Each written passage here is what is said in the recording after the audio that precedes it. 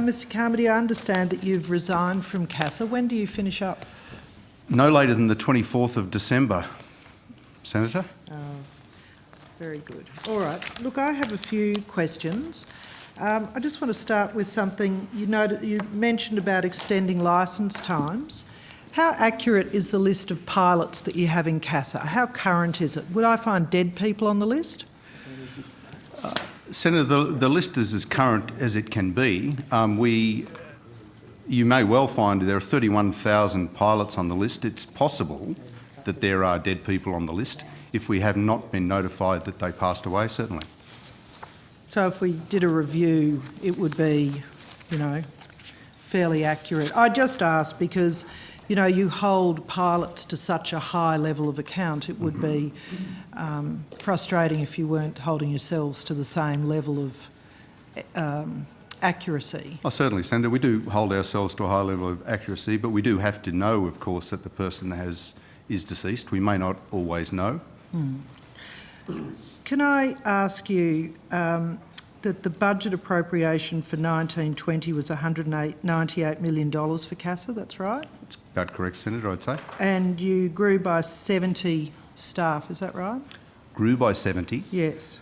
No, Senator, I don't believe we grew by 70 staff. How many do you think you grew by? Well, I might ask the CFO who's got the numbers in front of us, but our ASL was 831, I think, for the last 12 months. I think we grew from 805 to 831 based on new policy proposals for the implementation of drones and some aircraft management measures. And I believe that number returns to 805 at the 30th of June. 30th of June 2021. 2021. The CFO will correct me if I'm not accurate. Is that accurate? Simon Frawley, Chief Financial Officer. No, that's right, Senator. So 805 is our baseline number. Over a couple of periods we've had additional MPP funding that was for 1 year. So we were at 809 for 1 year, then we were up to 846, though we never got to the 846 in the last financial year, and this year it's 831. Okay. So from my previous questions that I'm most interested in general aviation, helicopters, remote work and drones. I just want to understand then the function of CASA. Airworthiness now is handled by industry, NavAids, airspace is handled by Air Services Australia, airports are handled by local councils, airlines are essentially self-regulated. What is it that CASA is doing? Is it safety and regulation? Senator, the airlines are regulated and operate under the regulations that we have published. We audit them, we audit their compliance on all occasions. With going through the other ones with aerodromes, Senator, Part 139 is the suite that relates to aerodromes. There are 300 odd aerodromes in Australia. We have a surveillance team who monitor aerodromes and provide advice on the safety of aerodromes at all occasions. I've got an airworthiness engineering branch that looks after the airworthiness engineering of items such as helicopter airworthiness or fixed wing airworthiness or changes to airworthiness. So we do have quite an extensive regulatory role in that space, and airworthiness issues are reported to us and we manage them. All right. Can I turn to investigations? I have just brought with me the most recent complaints that I've had with CASA. I couldn't bring all the boxes. I want to ask you about investigations that you're carrying out. I'd like to understand how many that you have on foot, and I'd like to understand on average how long they're going for. Might need to be a question on notice, I'd imagine. It might well need to be a question on notice. We have a coordinated enforcement program within the organisation. We have, I'll call them investigations or inquiries on foot all of the time. I'd prefer to take that on notice and give you a number, I think, Senator, of how many are around at each given time. I would appreciate that. I've got one fellow here who says he's been under investigation for 2 years, a private operator. I've got another one who complained of the process of... I have numerous cases of the investigations being carried out in a manner that I don't think is reflective of what a private individual's operating private aircraft. So it would be good to get that data. Senator, I'd be happy to give you the numbers. As you would be aware also, we have an Industry Complaints Commissioner. We also have... Who sits within CASA and reports to the head of your legal system, Jonathan No, Alec? Senator, that's not correct. Right. The Industry Complaints Commissioner is located within CASA. That's an appointment that reports directly to the board. Yep. It is not part of the organisation in that sense. So does he have a dotted line reporting relationship to anybody in CASA? No, Senator, although I speak to him regularly when he has recommendations that he makes about activities within CASA to ensure that they are in fact implemented. But his sole reporting line is to the board. Sorry, I forgot the other question, Senator. The other point I wanted to make is the Administrative Appeals Tribunal. I think it's worth noting that a number of matters are referred to the AAT, not that many over a given year and over a series of years, and we could provide you that information as well. Yes, I have a number of complaints about the AAT and one particular case where the evidence, the witness tried to retract his evidence and was not allowed to under that process. It's probably no point raising it in this format. Probably not a matter for us, Senator, if the AAT refused to allow permission. It was an issue with the investigating fellow from CASA. I want to raise Glenn Buckley. Senator, I'm aware of Mr Buckley, yes. Yes. Is it correct that there's been a settlement made with Mr Buckley recently? Senator, partially there has been no settlement made. Mr Buckley put in a complaint about a CASA officer with regard to defamation and said that the CASA officer defamed him. CASA's lawyers, because we have lawyers, external lawyers acting on our behalf because it's a liability for CASA, offered a small settlement to Mr Buckley and he declined. And that's the matter... That is the only settlement matter that I'm aware of, Senator. So do you want to consult with any of your internal lawyers here to check that that's current? No, that is current, Senator.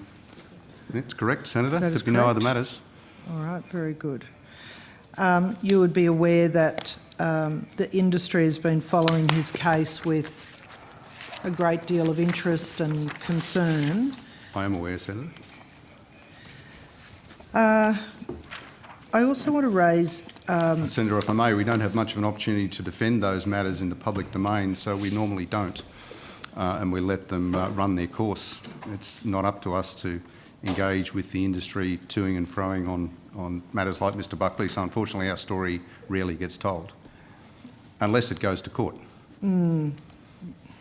Yes.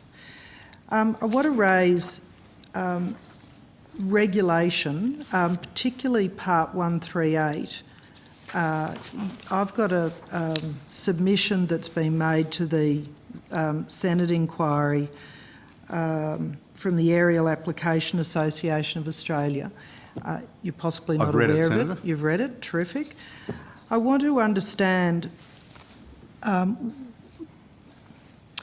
if CASA's role is to keep safe the aviation industry in a cost-effective manner following the changes to legislation last year. I'm trying to understand the consultation process and the culture of the organisation that allows regulation to go forward that has been universally objected to by industry, that they've provided alternate, safer, cheaper, easier to operate regulation.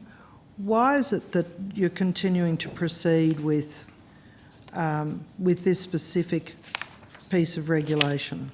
Senator, we have Part 138, like all of the other manuals of standards or regulations, is consulted extensively with industry. There have been over 20 technical working groups on Part 138.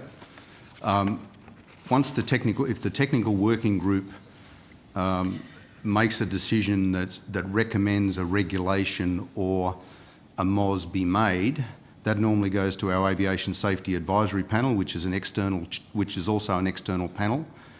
That reviews the matter and makes recommendations to me on whether a regulation or a manual of standards should be made. In the case of Part 138, some of the information I think in the submission that you're referring to is probably dated. Part 138, in consultation over the last 4 to 5 months, there was consultation that it was 200 pages long and it was far too complex. We reduced it to 125 in working with the technical working groups, and the last technical working group reduced it to 75 pages, including definitions, so it's probably in the high 60s. That aerial work manual of standards simplifies 42 different aerial work categories down to 3. So people are not required to come to CASA. It saves the operators significant time and money, and it gives us a nationally consistent standard. And I think it's a very, very good manual of standards. And I'm expecting, whether it happens or not, but I'm expecting that the industry technical working group followed by the Aviation Safety Advisory Panel will likely recommend that it be made. If they don't, I'll go back and work with the industry panels again to see what other things we can change to or help them improve the manual of standards. But that document has come a long way and there's been a lot of consultation with industry. So I'll just read a part of the submission. It is not clear what problems CASA seeks to remedy with this detailed, complex and highly prescriptive approach that creates a number of new requirements and are not directly relevant to the safe operation of the aircraft or the conduct of the operation. The current relatively simple system has not resulted in any upswing of accidents that would warrant such a draconian regulatory response. This is a... I've raised this before. As I travel across Queensland, why is it that in my very short 50 years we've gone from a thriving, busy aviation industry in this country to virtually no aircraft? They can't afford the maintenance. The pilots and operators continually say they cannot keep up with the regulatory changes that are demanded of them. You can't get engineers. And this just sums up to me this concept.